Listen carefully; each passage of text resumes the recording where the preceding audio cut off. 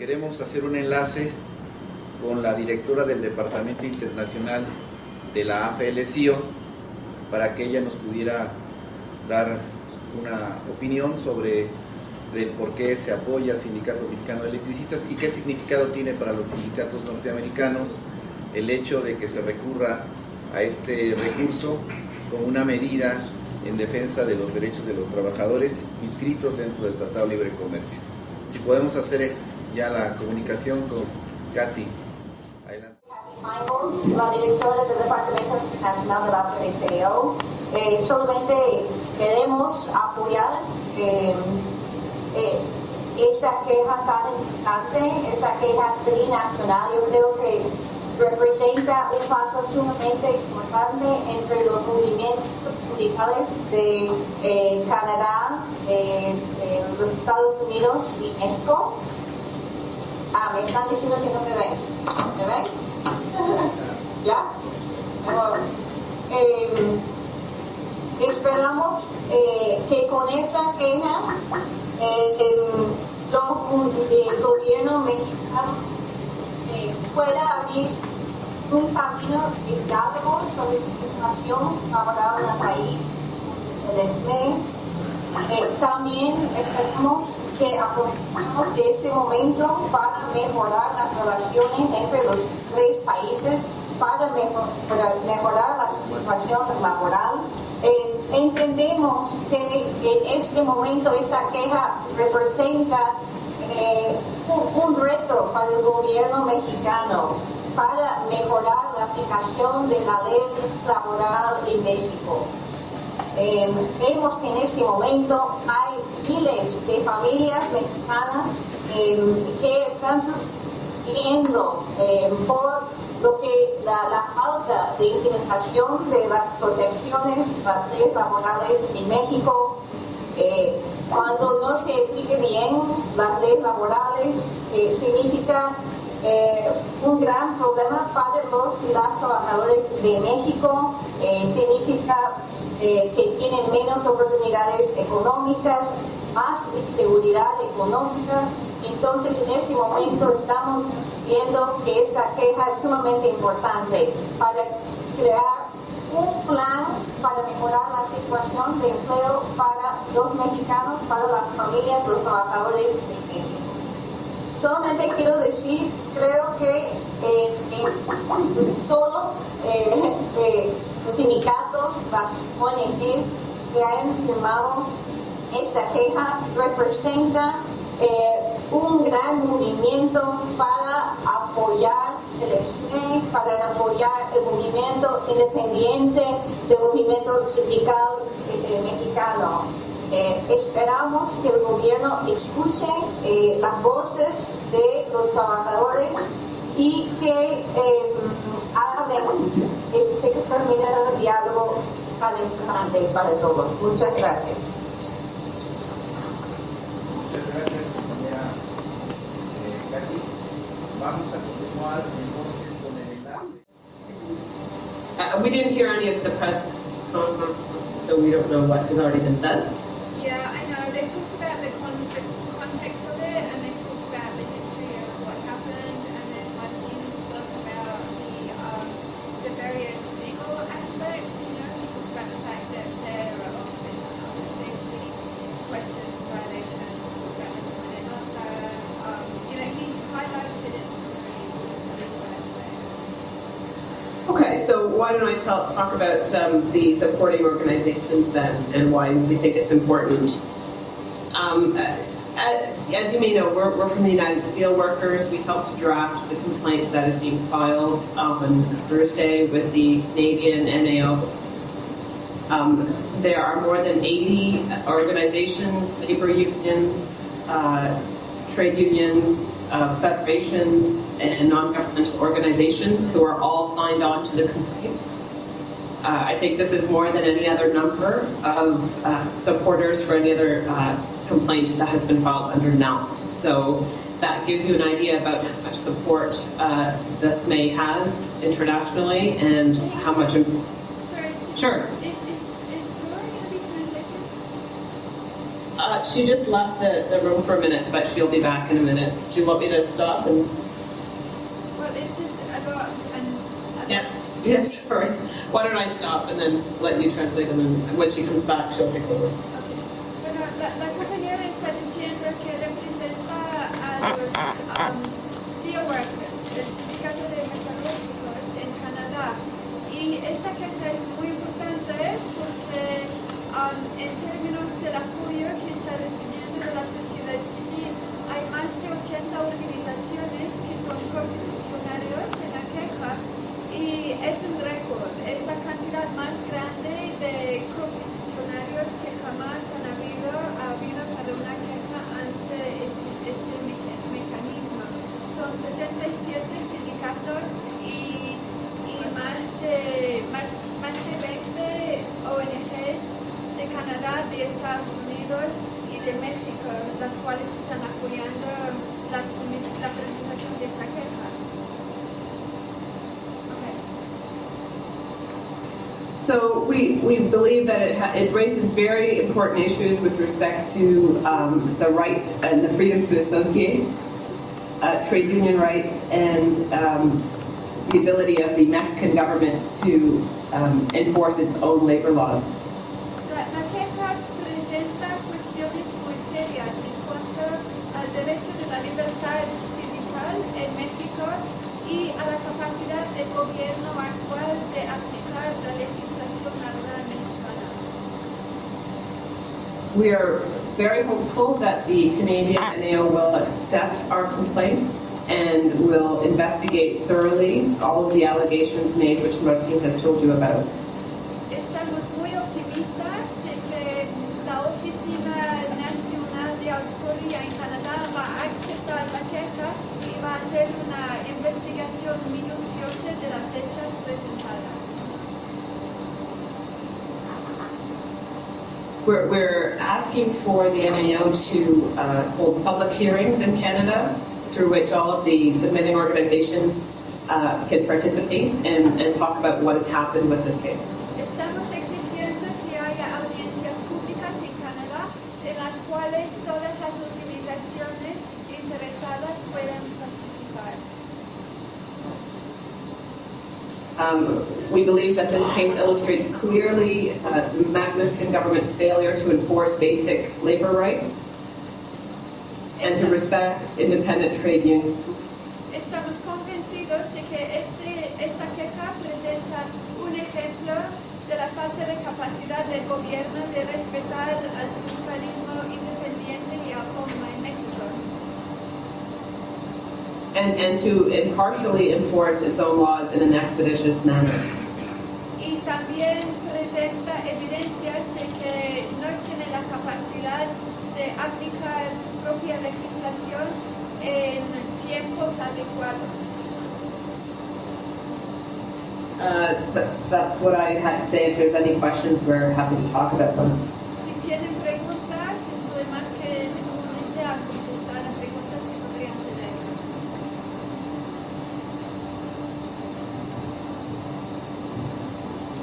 Gracias. Thank you. Okay, you're welcome. Thank you very much. Nacional, en especial en materia de libertad sindical por razones meramente políticas.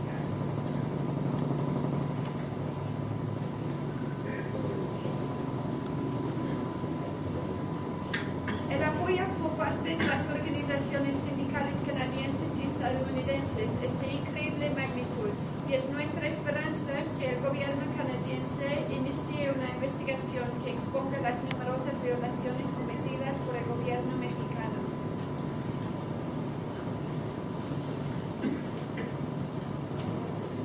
Y que tenga como efecto concluir el conflicto.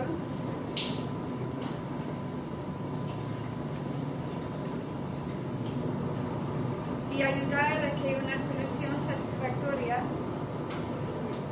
sea por fin alcanzada. Con apego al derecho nacional e internacional. Muchas gracias. Muy bien. Y si quisieras agregar algo, compañera Lorraine Clever, ella es directora del Centro de Solidaridad de la AFL-CIO en México. Gracias, compañeras, compañeros. Bueno, yo creo que todo se ha dicho, ¿no? Mucho se ha dicho, pero tal vez lo más importante es mostrar que tanto en Estados Unidos como en Canadá, como en México, mientras que no haya cooperación oficial en términos laborales, o sea, se firmó un acuerdo Se firmó un acuerdo de libre comercio hace más de una década, ¿verdad? Y realmente desde la entrada de Bush en el gobierno estadounidense no hemos visto cumplimiento de lo que debería ser la cooperación laboral oficial entre el gobierno mexicano y el gobierno de Estados Unidos. Solamente hemos visto cooperación en lo que es seguridad, ¿no? Y lastimosamente la administración de Obama ha seguido con esa política. Pero nosotros desde los sindicatos y desde la sociedad civil estamos demostrando que nosotros sí tenemos una cooperación muy fuerte, muy estratégica, que incorpore nuestros movimientos en Canadá, en México y en Estados Unidos y también mundialmente. Somos 85 organizaciones que hemos firmado esa queja y son organizaciones que son nacionales, pero también tenemos el apoyo de nuestras confederaciones internacionales, tales como la Confederación Sindical Internacional, con sede en Bruselas, y la Federación Sindical Mundial. Y eso nunca hemos visto en toda la historia de este acuerdo de libre comercio. Y este caso merece esta atención. En los tres países tampoco hemos visto una violación tan descaradamente fuerte, ¿no? Lo que es el despido de una noche a la mañana de 44,000 trabajadores. Realmente merece una respuesta internacional coordinada y solidaria. Y nosotros estamos muy, muy preocupados. Sabemos que por fin el gobierno mexicano ha llegado a la mesa de negociaciones, pero solamente después de 2 años de movimiento en la calle, ¿no? De los compañeros del SME y de todos sus aliados en México.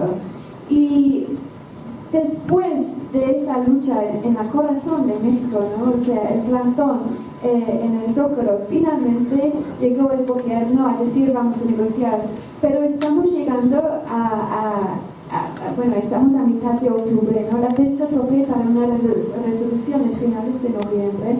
No hemos visto señales positivas en la prensa todavía y nosotros esperamos que la presentación de la queja ahora va a apoyar, a presionar al gobierno mexicano para que realmente negocie en buena fe y que realmente hay una solución. Hay una solución a finales de noviembre y que esta solución no es solamente trabajo para los trabajadores despedidos que todavía estén en resistencia, sino también el respeto continuo de sus derechos de libre asociación y de negociación colectiva.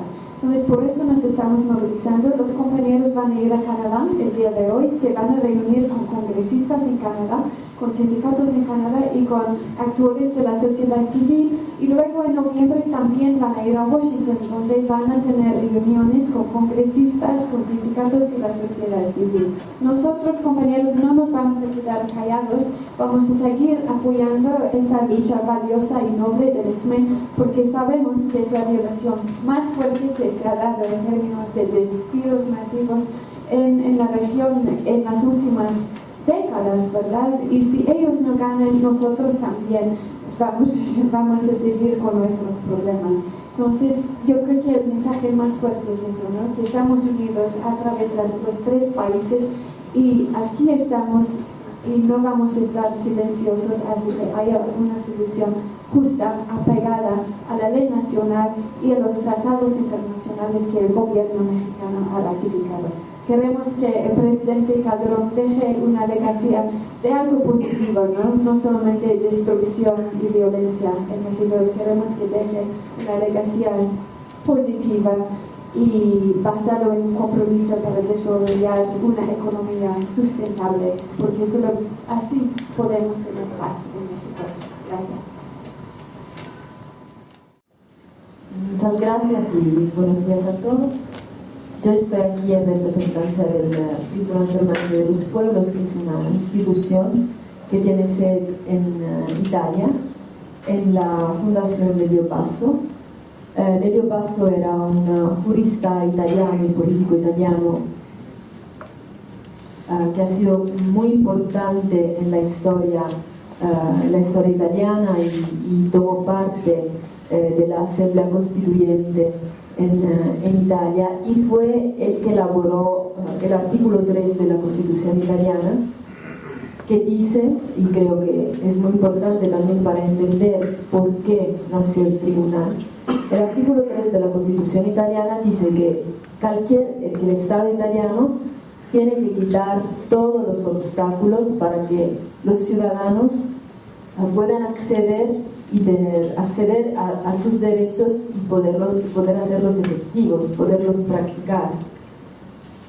El Tribunal Permanente de los Pueblos nació en 1979, después de una experiencia muy importante de otro tribunal de opinión que se desarrolló acerca de las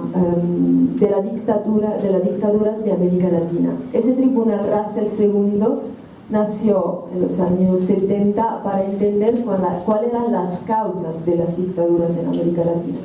Y se empezó a descubrir que detrás de estas dictaduras había muchas razones económicas que la habían causado. El trabajo del Tribunal Russell se concluyó con una petición de parte de todas las víctimas de las dictaduras de crear una tribuna permanente que acogiera las demandas de reconocimiento de la identidad de los pueblos y de su reivindicación frente a violaciones cometidas por parte de los estados. Es así que nació la Declaración Universal de los Derechos de los Pueblos, que es la Carta Constitutiva del Tribunal Permanente de los Pueblos, y que nació como derecho complementar al derecho internacional, que por la primera vez reconocía los derechos de los pueblos como derechos fundamentales de los derechos humanos y los estados como posibles actores que podían llevar adelante una lucha contra sus propios pueblos. Es así que empezaron una cantidad de experiencias que nosotros llamamos sesiones, que se realizan como un verdadero tribunal, es decir, con jueces y testigos, y se terminan con un pronunciamiento que nosotros llamamos sentencia, y cada sentencia son utilizadas como herramientas de reivindicación también jurídica de parte de los pueblos que actúan o se afirman como víctimas a lo largo de todas las sesiones que se han desarrollado. Hubo unas primeras sesiones, sobre todo en los años 80, que servían para reivindicar un derecho a la autodeterminación de los regímenes coloniales. Luego hubieron sesiones que se dedicaron al reconocimiento de la autodeterminación interna y externa, como por ejemplo la sesión sobre Guatemala o sobre El Salvador, la sesión sobre Nicaragua, sobre Afganistán, etc. Y a finales de los años 80 se empezaron a desarrollar sesiones específicas que analizaron la relación entre la economía y los derechos, es decir, cómo las políticas económicas neoliberales iban afectando los derechos de los pueblos. Hay muchas sesiones que podría quizás destacar. En ese sentido puede ser muy importante, por ejemplo, una sesión sobre el Fondo Monetario Internacional y Banco Mundial, o sesiones sobre las violaciones de los derechos de los trabajadores en la industria indumentaria que se realizó en el 1998. Es importante también destacar otras dos sesiones, una sobre empresas europeas en América Latina, que ha sido bastante reciente y que se ha realizado desde el 2005 y 2010, y una sobre Colombia que se realizó entre el 2005 y 2008. La sobre Colombia fue un análisis específica sobre cómo actúan los diferentes actores de la política económica neoliberal en la violación de los derechos de los pueblos. Se pudo reconstruir el modus operandi de las empresas y sobre todo se pudo reconstruir la responsabilidad de los estados en las diferentes violaciones que se iban cometiendo, que eran violaciones de derechos civiles y políticos y de derechos económicos y social que se cometían en su conjunto. Colombia fue un verdadero laboratorio fue considerado por el tribunal como un verdadero laboratorio de violación de los derechos humanos fundamentales y también de reivindicación de parte de los pueblos de sus derechos. Eso creo que ha sido muy importante, toda esta experiencia, para llegar a aceptar el caso México. El caso México, México ha sido encontrado de parte del tribunal en la sesión sobre empresas transnacionales en América Latina, por lo que se refiere, empresas europeas, por los que se refieren a diferentes casos, como por ejemplo el caso de la Unión Fenosa, por lo que se refiere a la electricidad, por ejemplo el caso del Aguas de Barcelona, que las dos son empresas españolas que actúan en diferentes países de América Latina y que ya demostraron un régimen de violación a los derechos humanos muy importante. En el mes de febrero del 2011 llegó a la Secretaría del Tribunal y a la Presidencia una petitoria de parte de una plataforma social mexicana muy bien articulada que demostraba el régimen de impunidad y sobre todo la cantidad de violaciones que se están cometiendo en ese país. Así que se empezó a hacer todo un trabajo de evaluación de parte de los jueces del tribunal para entender cuáles son los mecanismos de impunidad y para entender cómo es posible que el Estado mexicano tenga dos caras, una que es una cara de respeto de los derechos humanos y de efectividad de la democracia, y una que es la interna, que conocen todos los actores sociales que están llevando adelante este proceso de reivindicación, que va a negar, el papel del Estado en la protección de los derechos humanos. Así que la semana pasada, como ya ha sido dicho, se presentaron las diferentes, demandas, los diferentes grupos presentaron una demanda y el tribunal aceptó realizar una sesión en México para analizar los mecanismos de impunidad, analizar cómo se desarrolla la violencia en ese país y cuáles son los actores y los responsables. Esa sesión va a ser un trabajo muy largo de diferentes años que va a terminar en el 2014 y se va a desarrollar a través de la profundización de algunos temas que son todos interconectados entre sí y que toman parte de la misma narración de violación de los derechos humanos. Hemos decidido realizar una audiencia sobre guerra sucia y libre comercio, otra sobre trabajo, donde vamos a analizar las violaciones de los derechos laborales en este país y los vamos a visibilizar, y teniendo en cuenta también la violación de la Constitución y de los tratados de la OIT que México ha ratificado. Vamos a realizar otra audiencia sobre maíz, otra sobre destrucción ambiental, otra sobre comunicación, otra sobre feminicidio y otra sobre migración, que son todos elementos que toman parte de los efectos de la aplicación de libre comercio en este país. Yo no me puedo pronunciar sobre los resultados porque ese es un trabajo que van a llevar adelante los jueces del tribunal, que son los expertos que van a calificar jurídicamente todas estas cosas.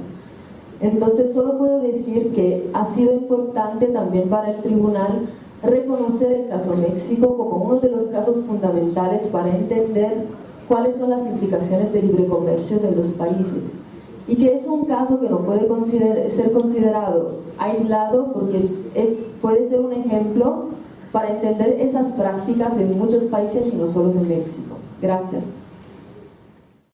Bueno, buenos días. Soy Gilberto Robles, secretario de Relaciones y Solidaridad del CICUAM. Estamos presentes aquí en esta conferencia de prensa, como siempre, solidarizándonos con los compañeros del Sindicato Mexicano de Electricistas, hoy más en esta demanda que se va a meter a contra del TLC. Bueno, como sindicato igualmente nos sumamos a esta demanda. Nosotros como sindicato y trabajadores de la educación, que hoy, como ustedes saben, la cuestión del presupuesto que hoy se maneja dentro de la Cámara de Diputados, hoy simplemente se asigna un 1% a la educación superior. Viene muy cortado este presupuesto para ejercer el año que entra, que vendría a provocar un problema financiero en las diferentes universidades públicas de este país. Igualmente así con los trabajadores. Inclusive tenemos un compañero académico de la Unidad Azcapotzalco, el compañero Edur Velasco, que se encuentra en huelga de hambre aquí en la Bolsa Mexicana de Valores, conjuntamente con el movimiento de los indignados, ¿sí? Porque se amplíe el presupuesto a la educación superior en un 2% más. Consideramos que aún así es insuficiente la cuestión de la demanda del compañero, pero bueno, estamos como sindicato, varias organizaciones sindicales, apoyando la demanda de ese compañero, igualmente por la solución al conflicto de los compañeros del Sindicato Mexicano de Electricistas, porque se aumente, en todo caso, se quite esta cuestión de los salarios mínimos vigentes en este país, ¿sí? Estamos con los compañeros del Sindicato Mexicano de Electricistas solidarizándonos y conjuntamente caminaremos con ellos en esta demanda. Gracias. Bien, si hubiera alguna pregunta por parte de ustedes. No. Le preguntaba al compañero Humberto cómo van las mesas de negociación en gobernación. La mesa de negociaciones que se instaló con motivo del 13 de septiembre tiene un plazo para concluirse, que es el 30 de noviembre. La primera propuesta, o el primer punto, es la reinserción laboral y productiva de todos los trabajadores que no nos hemos liquidado respecto al decreto de extinción de luz y fuerza del centro. Para ese fin, el sindicato presentaría una propuesta. Ya presentamos una propuesta técnica, operativa, con un costo-beneficio importante para el Estado. La propuesta económica equivale a 2.575 millones de pesos, la reinserción de los 16.500 trabajadores que no hemos aceptado la liquidación. Lo hacemos referente a lo que factura. La zona centro del país son 56.000 millones de pesos lo que se factura. Y también planteamos que la distribución del personal que tenemos en esta condición, personal altamente calificado en todas las áreas de generación, transmisión, transformación, distribución y venta de electricidad, lo que hace pues tener esta parte importante para poder mejorar la continuidad del servicio de energía eléctrica en la zona central del país. Demostramos también que con esta propuesta se pueden resolver muchísimos de los problemas, como por ejemplo el centro histórico, las fallas permanentes que han tenido distintas zonas que le llamamos nosotros zonas críticas. Había 22 zonas críticas, hoy hay 26 zonas críticas, producto de la falta de pericia de las compañías contratistas. Y sobre todo podemos mejorar la orientación a los propios usuarios, que hoy a todos los mandan al 071.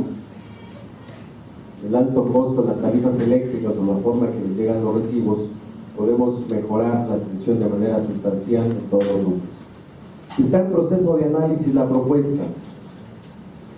Quiero hacer mención que la siguiente reunión va a ser el 1 de noviembre.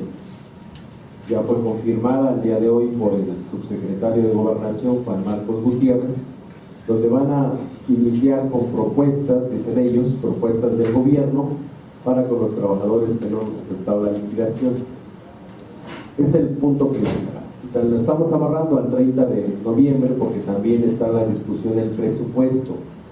Ya presentamos una propuesta en la Cámara de Diputados, en la Comisión de Presupuesto, donde planteamos que de los 56,000 millones de pesos hay un rubro que es el rubro de capítulo de servicios personales, debe de estar incluido con un asterisco que esos recursos sean para la inserción laboral y productiva de los trabajadores del Sindicato Mexicano de Electricistas.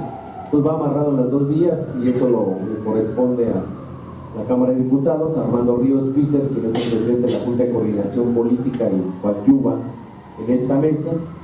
Y también está la propuesta o el planteamiento que hace el jefe de gobierno. En la última reunión fue muy claro en decir que la estrategia del gobierno de extinguir al sindicato les fracasó, que la materia de trabajo subsiste y por lo tanto el gobierno federal debe de regresar los empleos a todos los trabajadores que no han aceptado su liquidación. En eso estamos. El punto 2 es agilizar las audiencias de los compañeros presos políticos. Tenemos 12 compañeros, uno cumplió el viernes 1 año en la cárcel del penal de San Miguel, otros compañeros están desde el 11 de abril. Hay audiencias, una el día de mañana de los compañeros que están en el reclusorio Oriente. Ya en esa audiencia del juzgado de paz terminaría la instrucción y estaríamos en condiciones de escuchar sentencia. Y del compañero Miguel Márquez Ríos, la próxima audiencia es el 11 de noviembre. Prácticamente también ahí ya se cerraría la instrucción, estaríamos en condiciones de escuchar sentencias sobre nuestros compañeros, que esperamos ya pronto estén con nosotros aquí en la lucha del Sindicato Mexicano de Electricistas. Y hay alguna mesa que es de gestoría, con temas de compañeros que no han cobrado su liquidación al momento de su jubilación. Hay compañeros que fallecieron y no les han pagado sus deudos, pues, lo que les corresponde.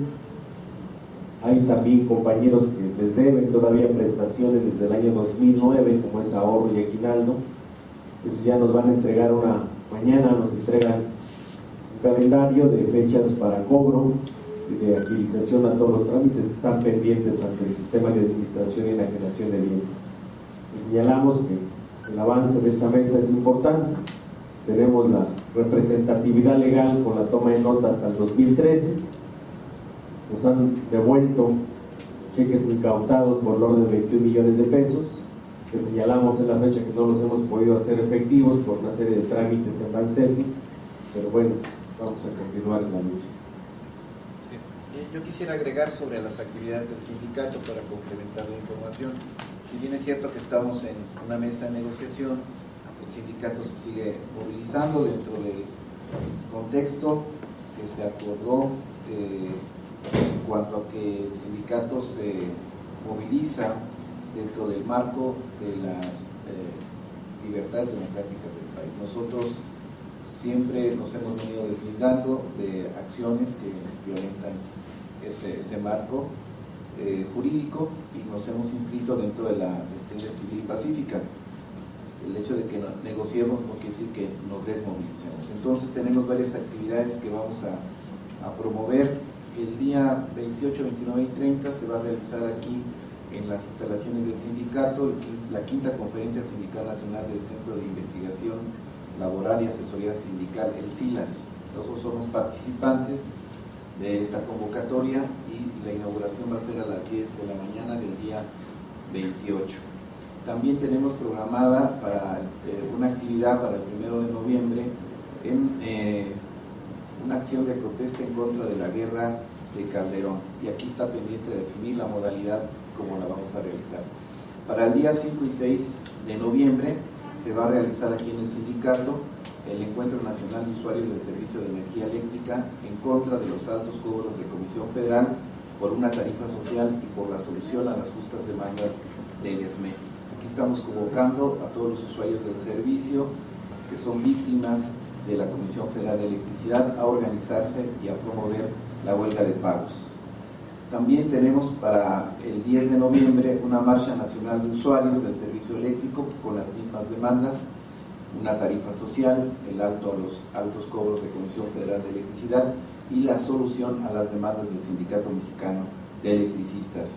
El día 20 de noviembre vamos a buscar converger con un gran número de organizaciones sociales del país en una gran movilización unitaria por una salida democrática al desastre nacional.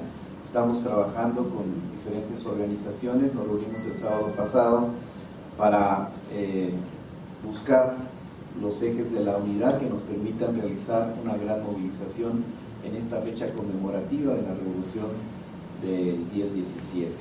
Y aprovechando nuestra presencia en Canadá y en los Estados Unidos, estamos promoviendo un día de acción en solidaridad con el Sindicato Mexicano de Electricistas.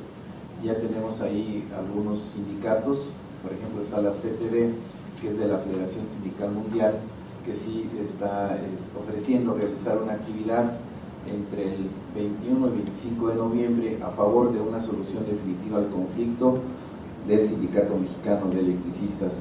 Los compañeros de la ICEM, de la región América del Norte, también tienen el compromiso de realizar un día de acción con nosotros durante ese lapso de tiempo. Platicando con los compañeros de Canadá, lo van a promover. Por la mañana recibimos una comunicación con el Consejo Laboral de San Francisco. Ellos también van a movilizarse. La idea es realizar protestas frente a las embajadas y consulados en México, en estos países, para demandar la solución al conflicto.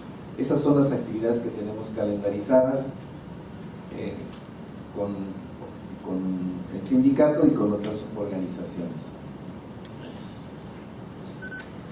Muy bien, si no hubiera preguntas, daríamos por concluida esta conferencia. Muchas gracias.